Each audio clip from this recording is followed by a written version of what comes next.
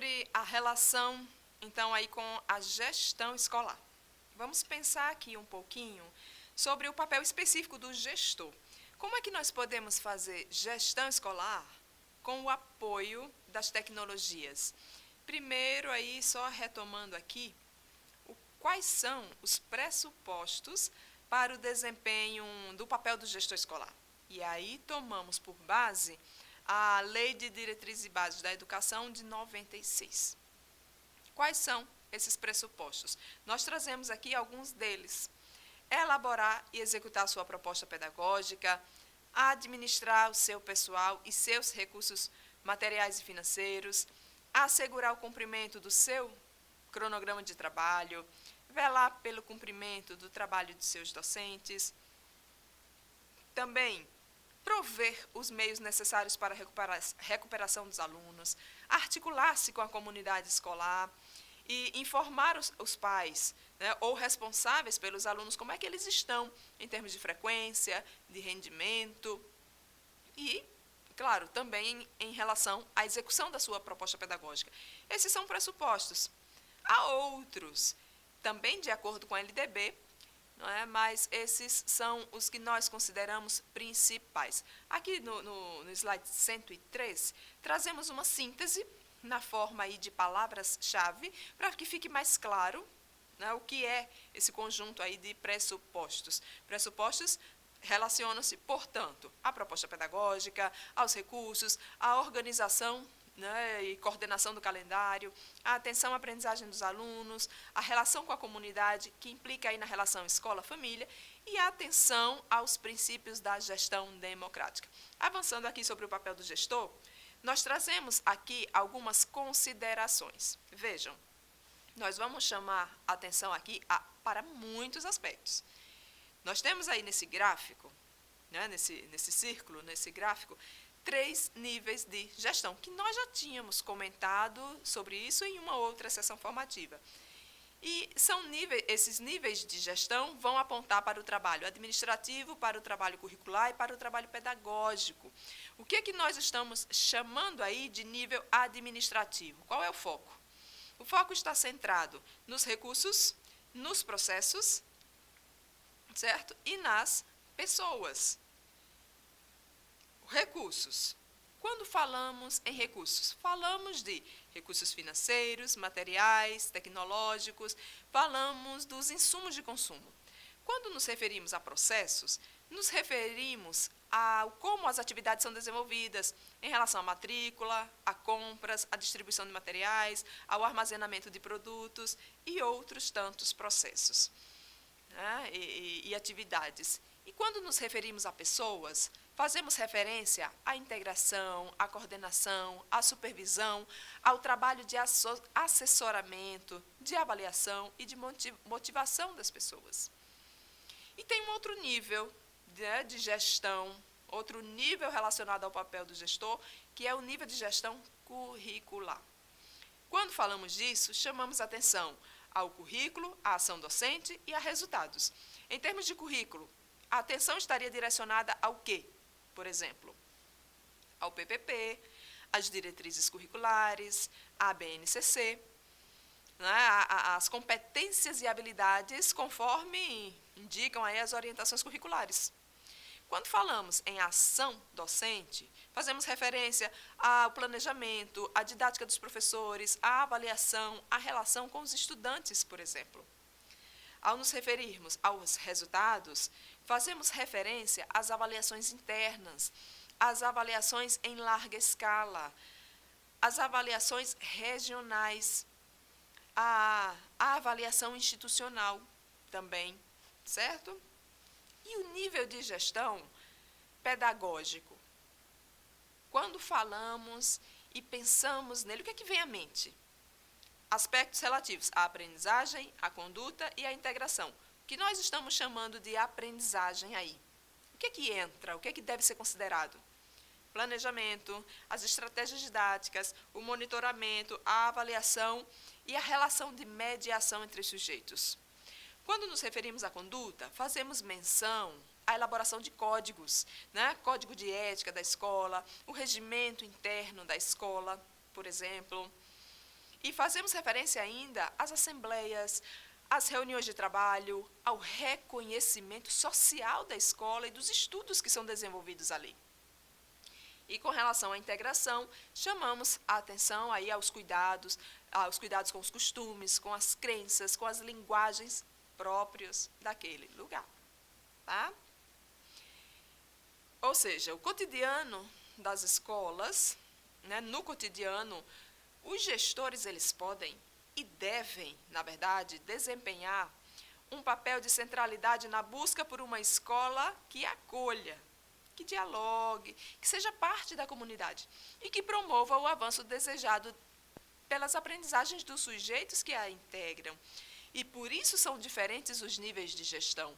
E aqui nós trazemos o administrativo, o curricular e o pedagógico. Aqui nesse vídeo, né, nós trazemos aqui um destaque para o papel do gestor escolar. É um vídeo longo, né, são 49 minutos, mas aí nós sugerimos, caso você cursista não tiver o tempo para assistir os 49 minutos, que seria o ideal, assista pelo menos os 4 primeiros minutos, tá? Porque chama muita atenção a fala desses convidados do Salto para o Futuro em relação à gestão inovadora, chama demais a atenção a consistência, tá, do que eles apresentam aí até o minuto 4. Então, o programa Salto para o Futuro, da TV Escola, tratou do tema gestão escolar, buscando ampliar a discussão para além dos processos técnicos e administrativos. Ok?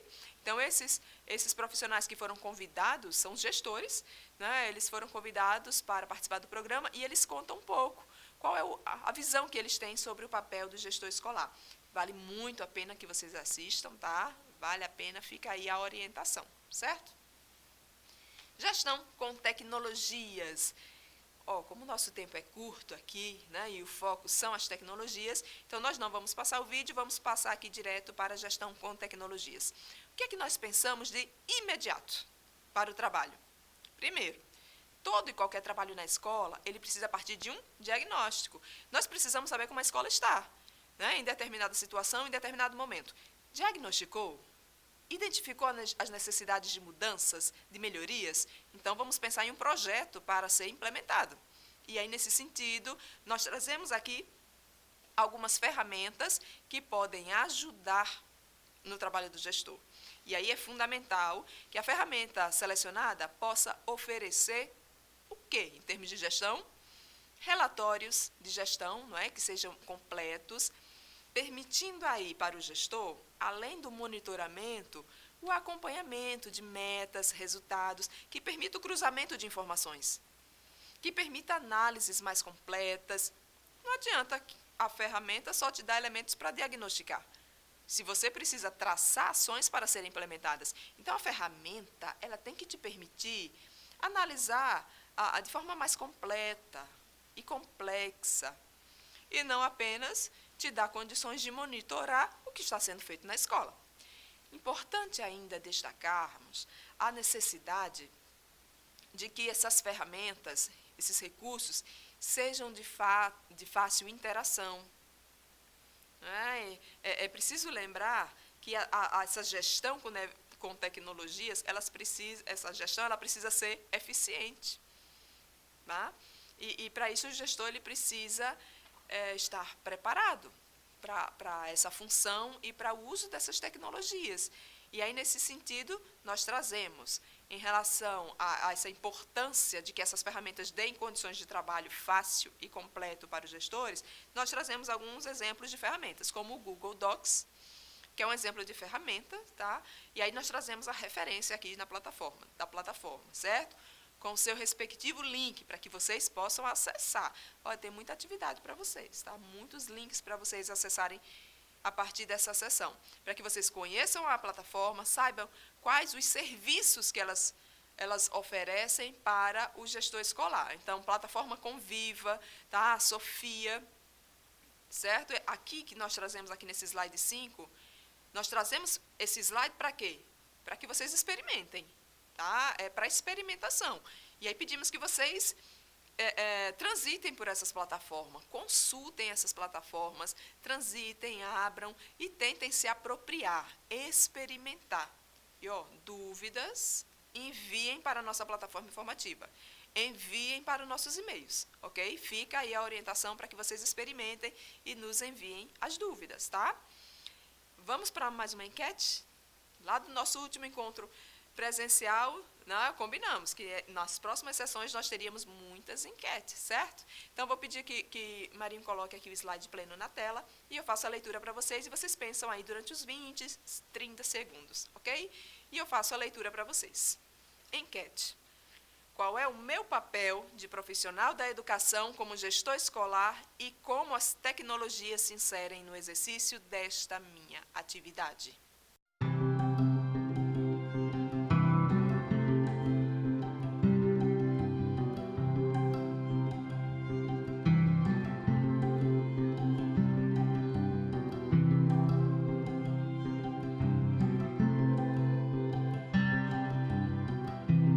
Pensaram um pouquinho? Quando pensamos aí no papel do gestor, na relação com as tecnologias, nós temos, né, como dissemos aqui, temos que pensar em termos de diagnóstico, né, buscar diagnosticar a situação da escola e relacionar com o trabalho com o gestor. Nesse exercício, nós vamos identificar demandas que são gerais, né, e algumas que são específicas do gestor. Algumas vão permear o trabalho do gestor e do professor, e algumas são específicas do gestor.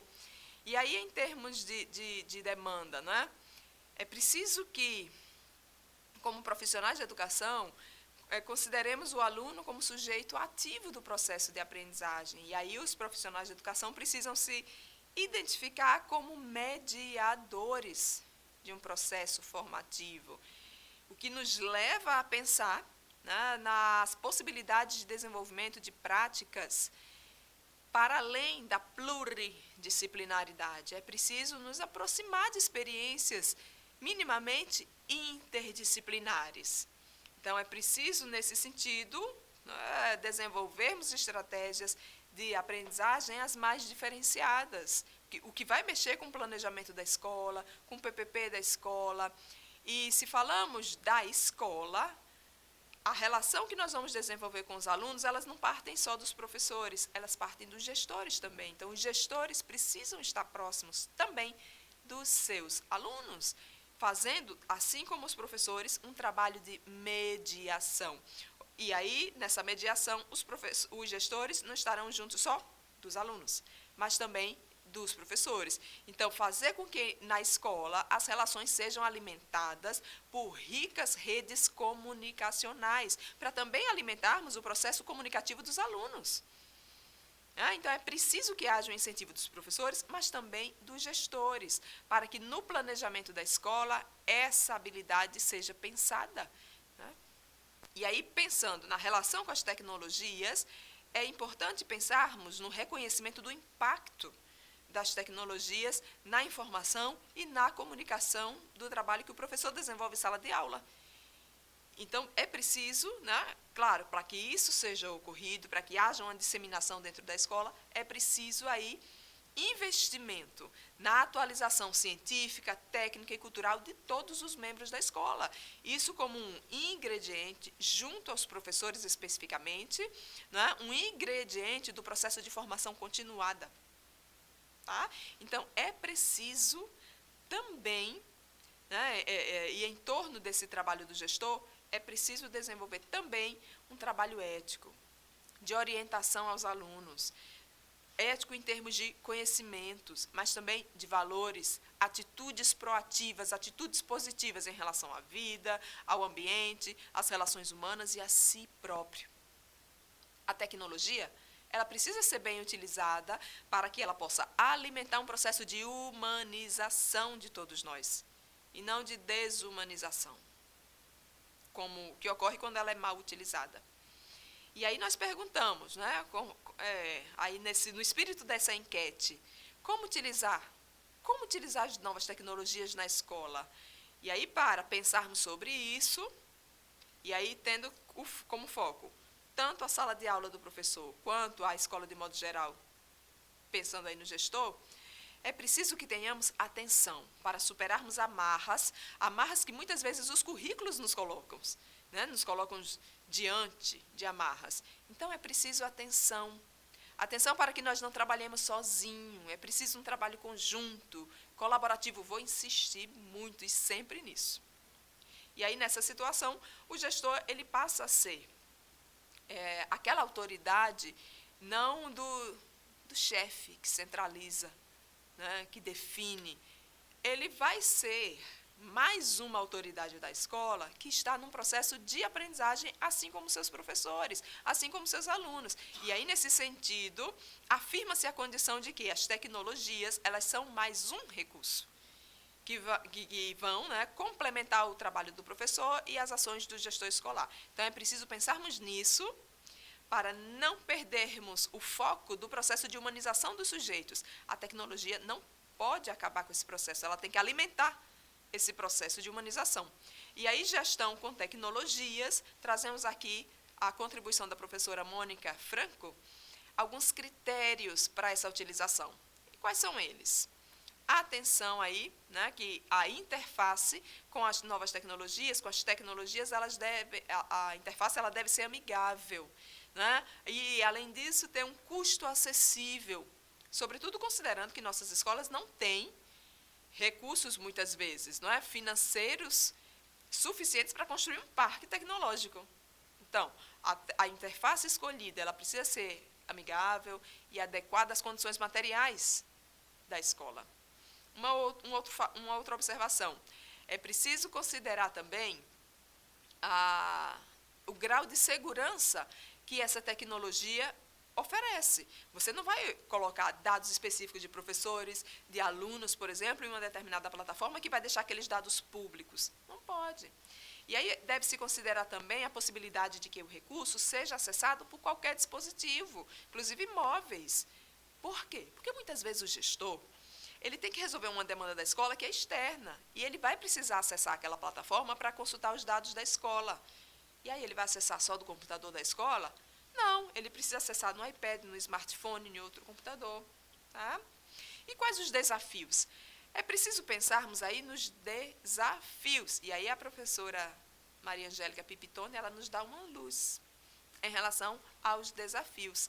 Lembrando aí da importância de termos equipes de trabalho, trabalhando de forma colegiada, procurando aí superar os esforços individuais. Então, aí a importância de formarmos equipes de trabalho voltadas para projetos de informação que levem em consideração as TIC, as tecnologias da informação e comunicação. E essas equipes, elas podem se transformar em comunidades de redes de discussão e de pesquisa, com foco aí no trabalho coletivo. E um outro desafio é planejar, desenvolver, refletir sobre os resultados que devem ser compartilhados e alimentar novos processos de planejamento. Em termos de formação, falamos hoje que educadores e gestores escolares precisam ter uma nova formação. E por quê? Porque o gestor não é mais o chefe do século XIX, o diretor do século XX. Ele, como gestor, ele vai cuidar de processos que são administrativos, sim, mas ele cuida de aspectos que são pedagógicos e que têm diferentes dimensões, voltadas sempre para a aprendizagem dos alunos. E aí tudo isso que deve ser baseado em princípios de gestão democrática. E aí essa nova formação, ela exige o desenvolvimento de algumas habilidades desses profissionais, como autonomia, competência para utilizar novas tecnologias, habilidade para interação via recursos tecnológicos, né? A exemplo de fóruns, chats, habilidade para aprendizagem colaborativa, ética e respeito aos membros da comunidade escolar, a importância de ter disciplina, inclusive em relação à gestão dos tempos escolares, e ter iniciativa na cocriação de conhecimento, ou seja, o gestor também é um profissional intelectual, ele se apropria de conhecimentos, mas ele também ajuda a produzir. E aí o que é necessário para a escola assumir a inovação, né, pela tecnologia digital? E aí trazemos aqui alguns requisitos. A exemplo de computadores e internet, né, de banda larga. Isso, claro, com manutenção, né? Porque se não tiver manutenção, vai adiantar do quê? Não vai adiantar muita coisa. Então, é preciso uso igualitário e ético da tecnologia, nós já falamos, né, sobre a questão ética. Então, é preciso cuidado com o uso das tecnologias. Elas estão aqui para nos ajudar, para melhorar a nossa vida. Não vamos utilizá-la no ambiente escolar, sobretudo, para provocar violência, né, crime, ou deixar aberto lá o conjunto de dados dos sujeitos que fazem parte daquela comunidade. E é preciso que todos tenham acesso. É preciso também qualificação dos professores para o uso da tecnologia no ensino e na aprendizagem, e para a manutenção da autoridade pedagógica do professor, com o reconhecimento aí do trabalho virtual. O que nos chama a atenção para dois aspectos. Não é porque o professor está levando novas tecnologias para a sala de aula que ele vai ter o seu espaço diminuído. Não. A tecnologia é para alimentar a metodologia que está sendo executada em sala de aula. As tecnologias utilizadas de forma ética, de forma cuidadosa, de fato, em prol do ensino-aprendizagem, ela não vai substituir o professor. Pelo contrário, ela vai demonstrar o quanto aquele profissional é necessário. Por quê? Porque ele domina as linguagens que são atuais, que estão circulando na sociedade, e usa isso em prol do crescimento humano do outro, o aluno. E aí é importante, tá, para nós professores, junto às redes de ensino, é preciso que nós cuidemos do reconhecimento do trabalho virtual, inclusive aqui na universidade, né? Muitas vezes nós trabalhamos muito mais em decorrência do trabalho virtual digital, em decorrência dessas inovações das tecnologias digitais. Um exemplo disso são as próprias redes sociais, né, do WhatsApp. Então, você está ali com o WhatsApp, você já passou do seu horário de trabalho, mas aí você recebe uma demanda de trabalho pelo WhatsApp e você se sente implicado em responder aquela demanda. Uma demanda que poderia esperar até para o dia seguinte. E aí a gente termina respondendo naquele mesmo momento. Você não consegue deixar para depois. Poderia até esperar. E às vezes não. Às vezes não tem o fator urgência, né? Mas tem o fator relevância que você atribui àquela ação. E aí termina muitas vezes você se sobrecarregando em função da tecnologia digital, em função do trabalho virtual e que nem sempre é reconhecido. E um outro aspecto necessário, fluência didático-pedagógica, fluência do conteúdo específico, fluência tecnológica e muita disposição. Porque isso vai envolver um processo de ensinar e aprender não só os conteúdos específicos da área do professor, mas também a relação com a linguagem tecnológica e digital. Tá? E como incorporar as tecnologias da informação e comunicação?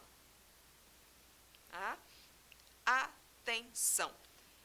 A atenção a uma abordagem antropocêntrica, portanto, não é a tecnologia pela tecnologia, é a tecnologia em função do desenvolvimento humano. Necessidade de atenção à formação continuada, cuidado e respeito aí ao projeto pedagógico da escola e a busca por articulações de parcerias, porque ninguém trabalha sozinho em educação.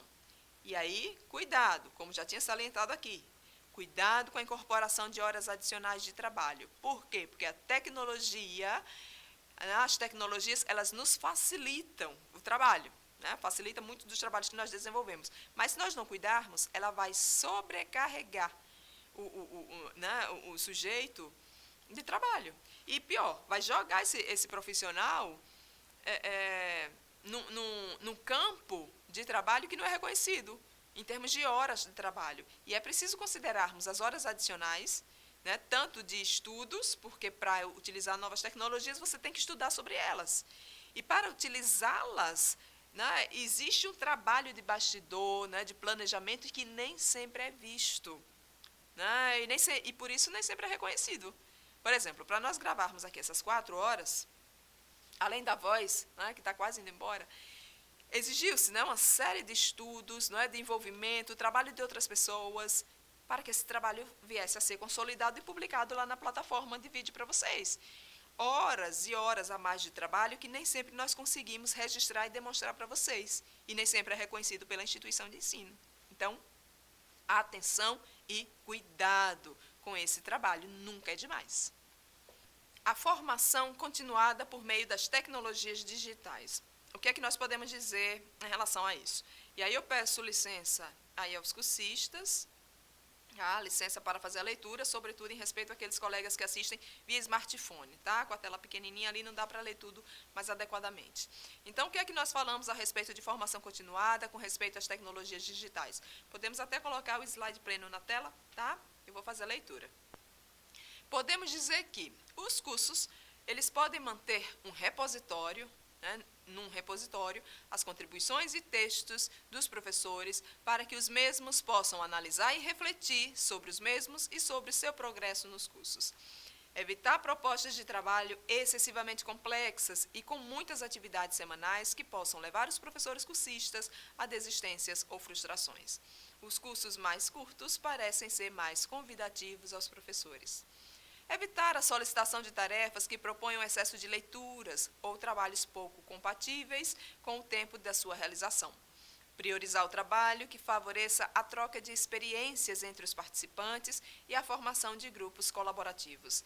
E priorizar trabalhos que tratem de problemas relativos à prática cotidiana dos professores com suas classes. E priorizar trabalhos que envolvam a classe, os laboratórios e atividades práticas que os professores já desenvolvam com seus alunos, propondo discussões e propostas de alternativas de mudanças. Essas são orientações mais específicas para a formação continuada, tá? Esse nosso curso de capacitação, por exemplo, ele tem foco na formação continuada, mas não somente. Ele é um curso que é passível de ser realizado também por alunos que estão na formação docente inicial, e por isso nós temos muitos alunos de graduação e alunos de licenciatura, e temos, inclusive, alunos de bacharelado inscritos e fazendo, acompanhando aí o nosso curso, o que é ótimo, porque diversifica bastante aí o público do nosso curso. Mas, em termos de formação continuada, é preciso que consideremos, sobretudo, as atividades que são desenvolvidas dentro das escolas. Lembram lá dos princípios da gestão democrática? Que um dos princípios, uma das atribuições da equipe de coordenação e gestão é o cuidado com a formação continuada do seu corpo docente? A escola é o melhor palco de formação continuada que existe. Por quê? Porque lá você vai trabalhar, vai estudar, vai buscar efetivar mudanças em cima das experiências concretas que os sujeitos têm na escola. Então, trabalhos relativos à formação continuada, por meio das tecnologias digitais, que envolvam não só os professores, mas as suas respectivas salas de aulas, com seus alunos, com seus materiais, com seus laboratórios e as suas próprias atividades práticas, são as melhores. São as melhores atividades que podem existir, ok? Usar a tecnologia da informação e comunicação para uma rede de formação no interior, portanto, da escola. Se estamos falando de gestão, estamos falando aí de funcionamento. Funcionamento de um processo formativo dentro da escola. E aí, usar uma plataforma ou um ambiente virtual de aprendizagem amigável, simples e que facilite o trabalho colaborativo e a integração das mídias. Então, não posso lançar mão de uma plataforma extremamente complexa que vai exigir a cada acesso um curso de capacitação. Não, tem que ser um ambiente virtual, claro, objetivo, operacional, quase intuitivo, para que você possa entrar e sentir-se confortável, de navegar ali nas possibilidades que o ambiente virtual apresenta, ok? Então, é importante priorizar esses ambientes virtuais que estimulem o trabalho autoral dos sujeitos, sejam eles os professores ou gestores, e aí, sim, claro, nós estamos falando de formação, estamos falando sobretudo dos professores. Então, é importante também promover fórum entre os professores para estimular a discussão, Tudo bem que nem sempre existe discussão, mas, enfim, é preciso que o gestor incentive, que chame a atenção, chame os professores para participar das discussões. É preciso que haja, né, também incentivo e valorização da produção dos trabalhos feitos pelos professores no interior das escolas. E é preciso que haja um trabalho de socialização dessa produção dos professores e que seja esse trabalho avaliado em termos, inclusive, de impactos sobre o trabalho que é feito nas suas respectivas salas de aula, ok? Então, ser gestor é também cuidar da formação dos demais profissionais da escola, no interior da escola. Tá? Vamos adiante? Vamos lá pensar na polegarzinha. Vamos pensar aí nos jovens de hoje, né, nos adolescentes também de hoje. Vejam, pensar nos jovens de hoje implica compreender o uso dos polegares, pensando aí no livro do Marshall Serres, o Serres, né, que é chamado polegarzinha. As novas gerações, né, usam muito os polegares, né? Então, o uso dos polegares que mobilizam certos neurônios, né, que mexem com o pensar sobre a forma de comunicação dos jovens, né, as habilidades cognitivas que eles desenvolvem, é importante pensarmos. Os jovens de hoje, eles não têm o mesmo contato que nós tínhamos, nós que não somos mais jovens, né, que não somos mais adultos jovens, né, já passamos da idade dos adultos jovens. Vejam, adolescente até 18 anos, tá? E o que é o adulto jovem? É o adulto ali dos 20 aos 30, certo? Então, o jovem de hoje, ele não tem mais o contato que nós tínhamos, nós que não somos mais jovens, que nós tínhamos com o ambiente. Ele lida, né, com perfeição com as diferentes redes, com as novas tecnologias, e isso na busca por informações. O que é Polegarzinha? Que obra é essa? É um livro, gente, que aborda o novo jovem. O novo jovem que não se desliga do mundo virtual, tendo como seu maior companheiro o celular. O desinteresse, né, da personagem Polegarzinha, o desinteresse, né, de certa forma, que existe pelo conhecimento, existe em função da vária oferta de saber que tem hoje. Nós, por exemplo, há alguns anos, nós precisávamos nos deslocar para ter acesso à informação, nos deslocar fisicamente. Né? Hoje não, hoje as informações estão disponíveis em qualquer hora, em qualquer lugar. Então, nós tínhamos que sair de casa, íamos procurar uma biblioteca em busca de uma enciclopédia para achar informações. Hoje, não é? O que é que a polegarzinha faz? A polegarzinha, de tanto mexer os polegares ali no seu smartphone, né, ela perde a noção de muita coisa, a ponto de ela sentir que perde a cabeça. E ela passa a compreender que a cabeça dela é o computador. Então, o que está na frente da polegarzinha é o computador? Não, é a cabeça dela. Ou seja, ela se mistura com a máquina. E aí, de acordo com o livro, né, a nossa inteligência, sairia da nossa cabeça e passaria para o computador. E o computador funcionaria como as nossas próprias habilidades, capacidades. E aí, nesse sentido, nós teríamos uma memória enorme, um raciocínio extremamente eficaz, uma vez que seria o computador que resolveria todos os nossos problemas. Problemas esses que nós, sozinhos, não resolveríamos. Então, o que ocorre? Uma mistura do mundo real com o virtual, na cabeça desse jovem. Esse jovem de hoje, pelo menos grande parte dos jovens, tomou o espaço virtual como um espaço público. E aí as duas dimensões, a real e a virtual, elas ficam se entrelaçando o tempo inteiro na cabeça de alguns jovens. E aí muitas das relações que já não se faziam possíveis no espaço real, elas migram para o espaço virtual. E aí nós temos uma prova disso, não é? Por exemplo, o Facebook. Gente, qual é a população do Facebook? A população de gente cadastrada quase equivale à população mundial. E as interações que ocorrem? Como é que elas ocorrem? E qual a repercussão disso nas habilidades cognitivas? Porque a relação com essas novas tecnologias que essa nova geração tem, ela acaba gerando consequências nas habilidades cognitivas. E que nem sempre nós, professores, desenvolvemos. Então, essa obra, ela nos permite compreender um pouco a relação entre real e virtual na cabeça dos nossos jovens, certo? Outra sugestão, outra obra. Hora da Geração Digital. Que negócio é esse? Hora da Geração Digital, gente, é uma investigação, tá, do mundo digital, das tecnologias desse século XXI. O autor, né, o Don Tapscott, ele entrevistou cerca de 10 mil jovens.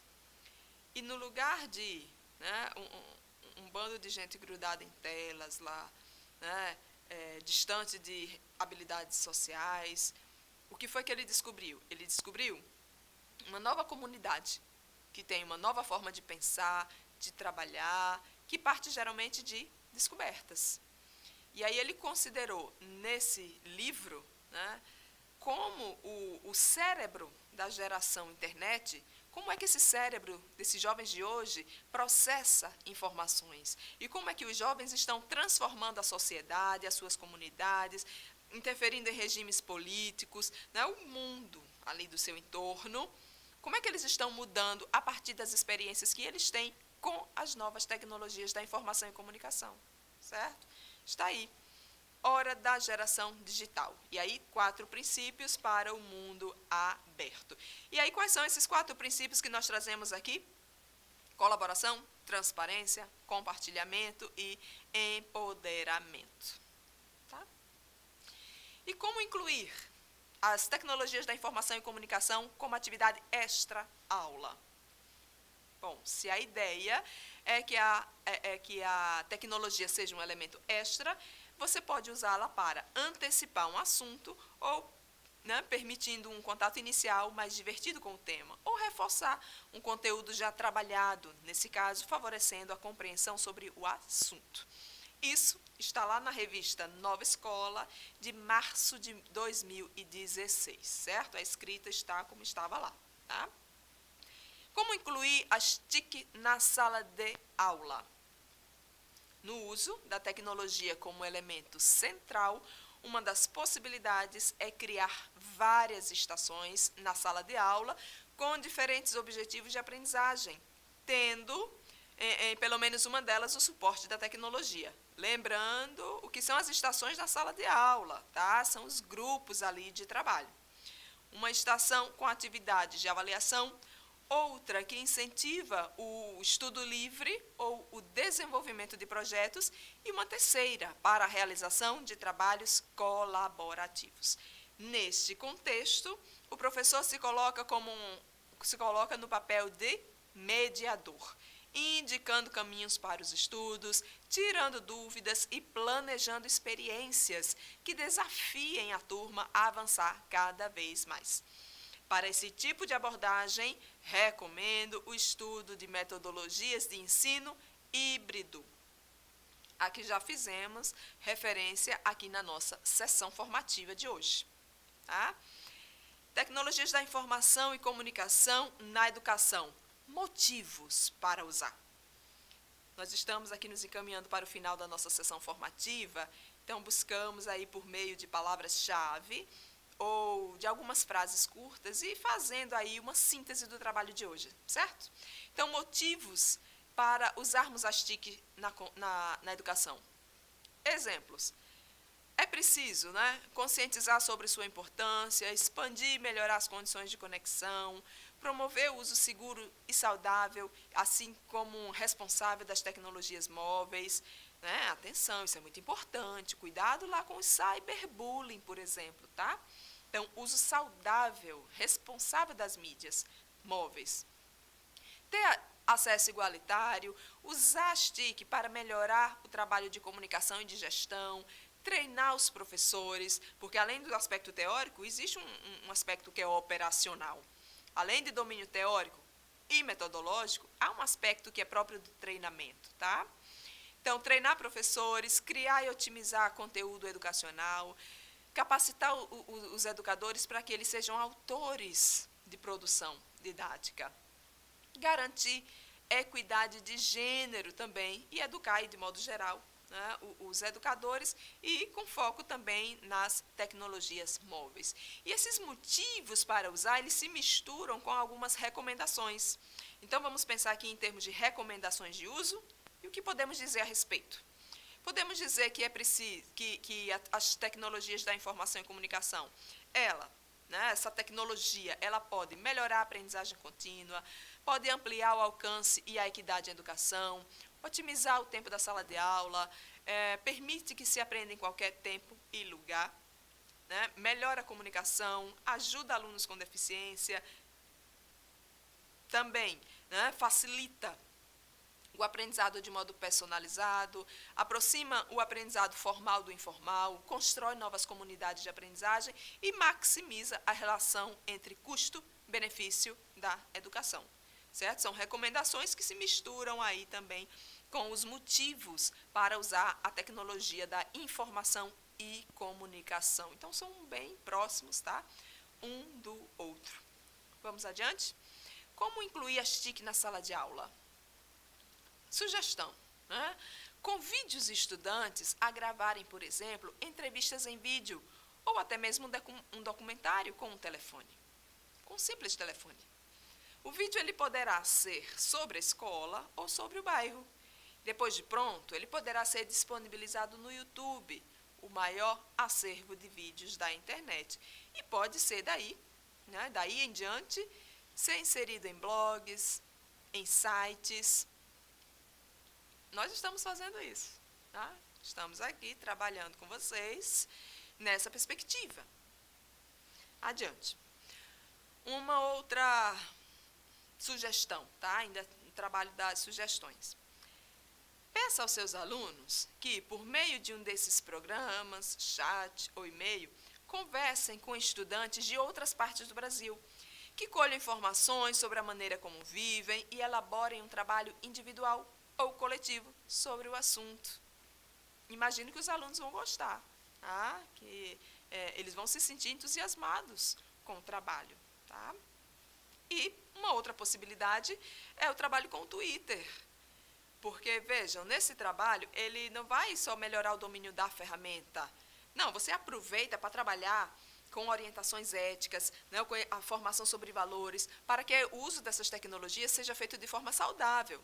Lembrando, nós trabalhamos com educação. Nós não trabalhamos com instrução.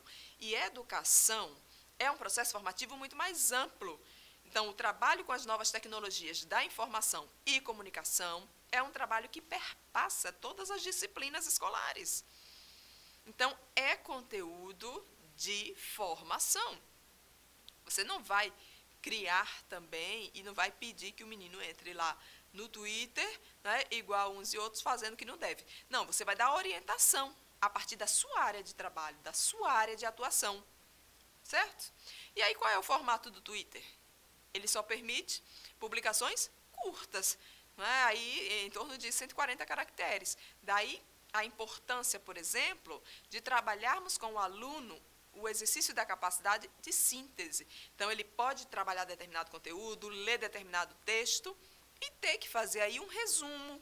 Então, ele vai ser orientado no desenvolvimento da sua capacidade de síntese para a publicação de um resultado de aprendizagem. Certo? TIC nos laboratórios de informática. Vejam, muitas escolas possuem uma sala de informática, mas nem sempre ela é bem utilizada. Uma sugestão é que os alunos possam usá-la para fazer pesquisas de conceitos básicos que seriam tratados em uma aula expositiva, por exemplo. Tá? E aí, com o tempo ganho, será possível desenvolver outros tipos de atividades em sala de aula. Debates, projetos em dupla, em grupo, plantão de dúvidas. Note que a ideia é integrar o tempo do computador com o tempo da sala de aula. As atividades virtuais e presenciais, elas devem ser complementares. Uma não deve excluir a outra, certo? como nós estamos fechando aqui a nossa sessão, gostaríamos de sinalizar mais alguns outros motivos para o uso das TIC na escola. Tá? E aí trazemos a contribuição da Unesco, que apontam o seguinte, em termos de motivos para usar as tecnologias da informação e comunicação na escola. Considera-se a necessidade de aprimorar a qualidade da educação, aí fornecendo o suporte necessário para os profissionais da área aperfeiçoarem o seu processo, tá, de formação e de trabalho. 2. Ajudar a elevar os índices de desenvolvimento da educação básica, porque, em termos de IDEB, nós temos ainda escolas que têm uma avaliação considerada muito abaixo das metas do Ministério da Educação. 3. Tornar as aulas mais atraentes e inovadoras, ampliando aí as possibilidades de trabalho para alunos e professores, desenvolvendo sua capacidade, né, de raciocínio, de resolução de problemas, mostrando que a inovação pela inovação não existe. A aula vai ser inovadora na medida em que nós partirmos da realidade do público escolar com o qual trabalhamos. E a inovação para a escola A pode não ser inovação para a escola B. Então, é preciso diagnóstico e consciência sobre aquilo que vamos utilizar em sala de aula, para que seja, de fato, a sala de aula atraente e inovadora. 4. Contribuir para a diminuição das reprovações e da evasão escolar, sem dúvida alguma, até como uma decorrência aí de um processo formativo mais atraente e inovador.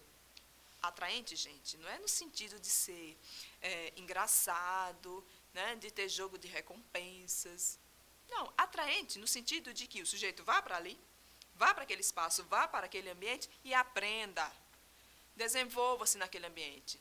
Perceba que aquele ambiente traz, de fato, significado para a sua vida. E que ele pode, a partir dali, atribuir, inclusive, diferentes sentidos e modificar suas representações a partir do que ele experimentou ali. Tá? 5. Aumentar a integração, né, a integração e o diálogo entre alunos e professores, isso sem dúvida. Se nós apostamos na melhoria, no aumento do diálogo entre professores e alunos de educação básica, nós estamos desenvolvendo um trabalho voltado aí para o desenvolvimento da autonomia de crianças e adolescentes. Melhoria do seu processo de socialização, o amadurecimento da sua afetividade, que resulta aí, não é, em autoconfiança. 6. Auxiliar na melhoria do desempenho dos alunos, ampliando aí a sala de aula para fora do horário escolar. Claro, isso vai depender da metodologia dos professores e do uso adequado, articulado, contextualizado das tecnologias. 8. Despertar a curiosidade e as novas descobertas. Gente, se não tem curiosidade, o menino vai fazer o quê na escola?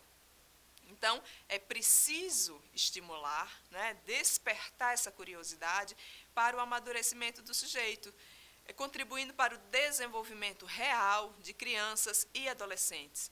Atenção, estamos falando de escolas, né, de educação básica, crianças e adolescentes. 7. Né, estimular alunos a aprenderem e a ensinar também. Ou seja, aumentar o diálogo aí não só entre alunos e professores, mas também aumentar o diálogo com as famílias, né, para que eles se apropriem do trabalho que é desenvolvido na escola, né, que eles percebam o significado daquele trabalho. Tá?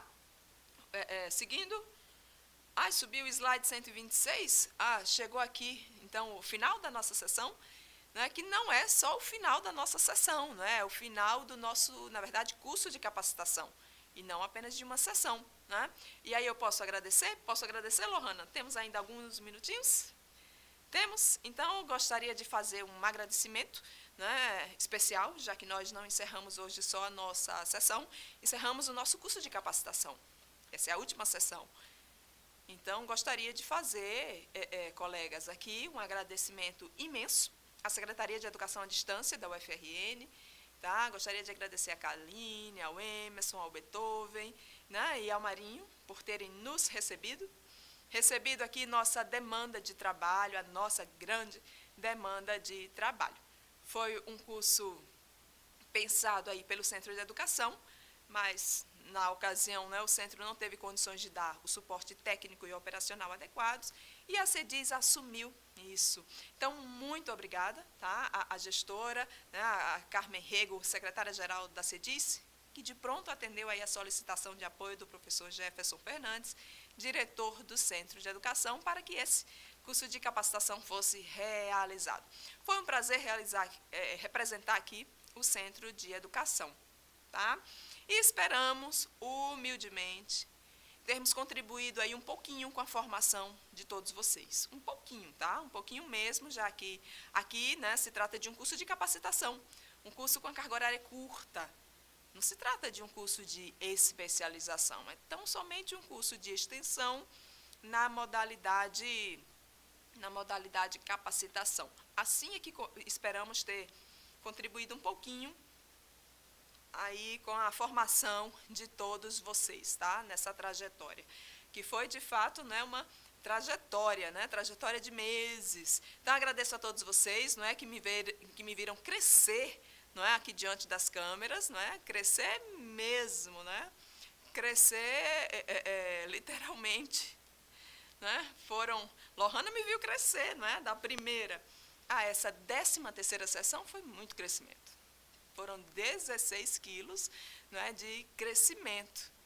E talvez mais alguns que ainda virão aí nas próximas semanas. Mas, enfim, me despeço de vocês, cursistas. Lohana, vem para cá também, né? Venha cá, eu me despeço aqui de vocês, cursistas, e da universidade, né? Estarei aí afastada por cerca de 6 meses, mas depois voltaremos, retomaremos os projetos de formação continuada inicial junto com vocês. Foi um prazer enorme, grande abraço para todos vocês e até a próxima oportunidade, ou até o próximo semestre, quando estarei de volta. Espero que mais leve, né? Sem esses 16 quilos, né? Detalhe, bobagem. Lohana quer dar tchau, quer se despedir também, dar tchau também. Lohana, muito obrigada por tudo, né? E em nome aqui de Lohana, eu estendo aqui o agradecimento a todos os demais. Acabou? Tchau.